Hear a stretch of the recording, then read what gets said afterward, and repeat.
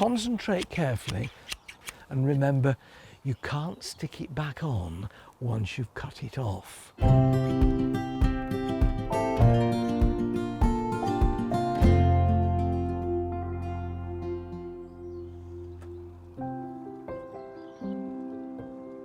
One of the things I get most comments about in my garden is the topiary. Here's how to keep them looking good all the way through the year, and also how you can start to make your own.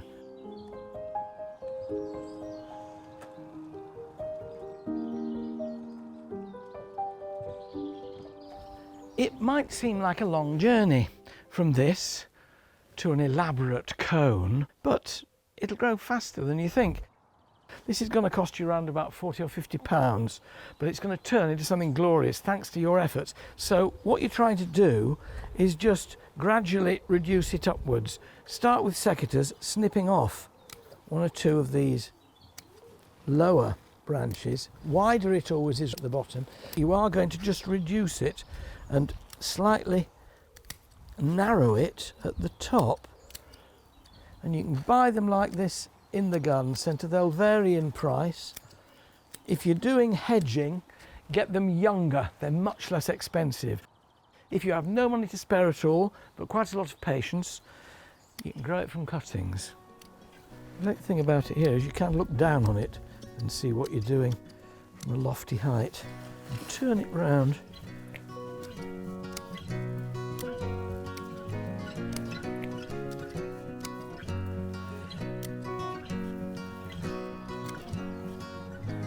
It's a simple job really, just to make it longer at the top, shorter at the bottom, and not be frightened to take a few of these thicker ones really off. Every time you make a cut, you'll be encouraging growth to sprout from that cut come next spring. And one vital piece of information, which seems obvious but we've all fallen foul of it: always make sure that the hand which isn't holding the secateurs knows exactly where that blade is when you're doing this.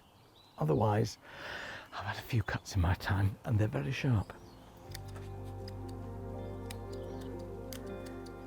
And it's now beginning to look like something which is going to grow upwards rather than outwards. And that, in those early stages and early years of growth, is what you're encouraging.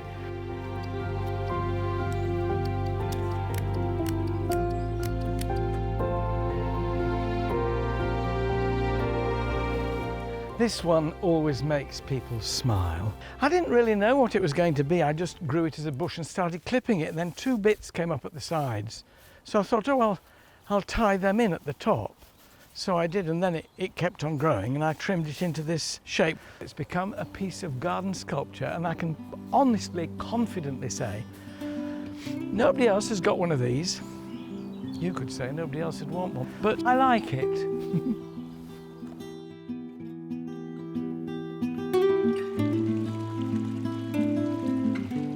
I have a lot of topiary, cones and balls and obelisks and pyramids.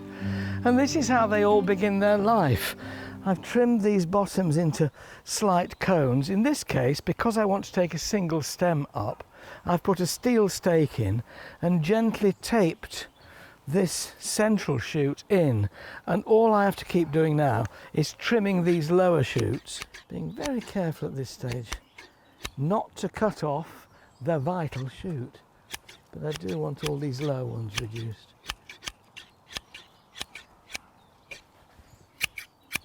So that will do for now.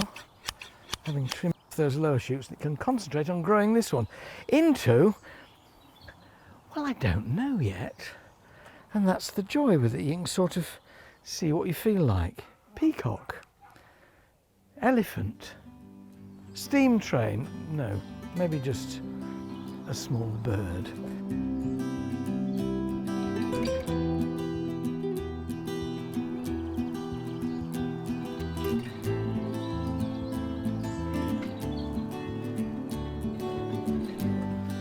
Topiary shrubs are wonderful focal points in the garden, and here on well-drained, chalky soil, yew is absolutely the tip-top shrub. This is 1 year's growth. A foot there, the length of that stem, That's pretty good going, I reckon, for any shrub. I clip them at the end of summer, August, September, when the majority of growth has stopped, and that way they'll stay crisp in outline right the way through the winter. Clip them earlier and they won't have stopped growing. They'll carry on, and that means you've got to clip them twice. On small topiary specimens, these topiary shears, which are like sheep shears, are very good for intricate work. But on a large specimen like this cone here, ordinary shears are absolutely fine. There's a lot of argument on where you should start to clip a topiary specimen like this. You can start at the top and work down. I prefer to do it the other way about, to start at the bottom, to watch the line of my shears with the line of the shrub. Watch me as I try and make this into a much crisper outline.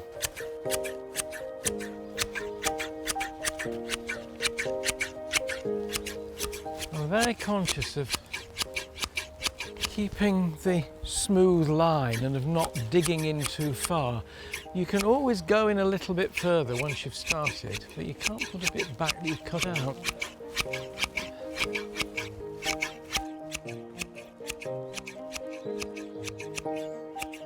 You'll find you have most control if you hold the shears pretty near to the top of the handle rather than on the end where they can get a bit wobbly. I find my hands are naturally almost at the top of the wood because it's much more precise there. And that's the other thing about shears. They give you a chance to be, well, to offer much more finesse in your cut than just scooting up there with a powered trimmer. I love doing this because it means your mind switches off completely from anything else, and all you're doing is concentrating on the evenness of that line. And as you come round, you'll see the bit that you've clipped, and then you can see any bits that stick out. So you're eyeing up that cut edge the whole time. Very satisfying.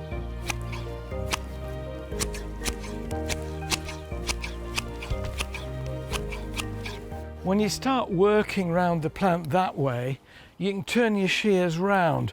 They've got a slight kink in them, you see, so if you're going that way, turn them that way round rather than clipping outwards. They can just bend in a bit and they'll help you with your angle.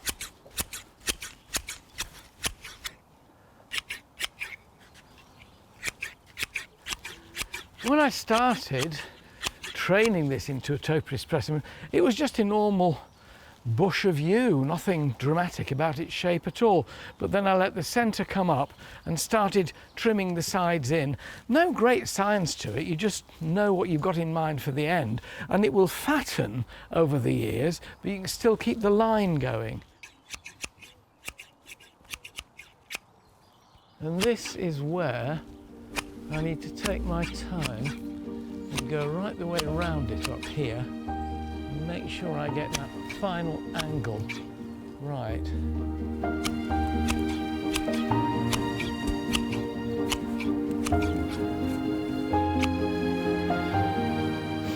And that's all there is to it. Grow well, little tree.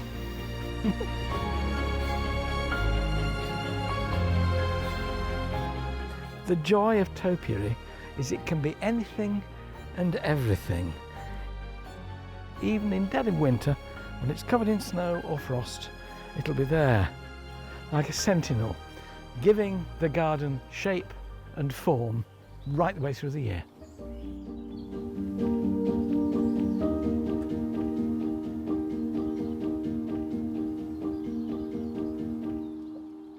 Gardening is my passion and I want to share it with you. So subscribe now and let's get gardening together.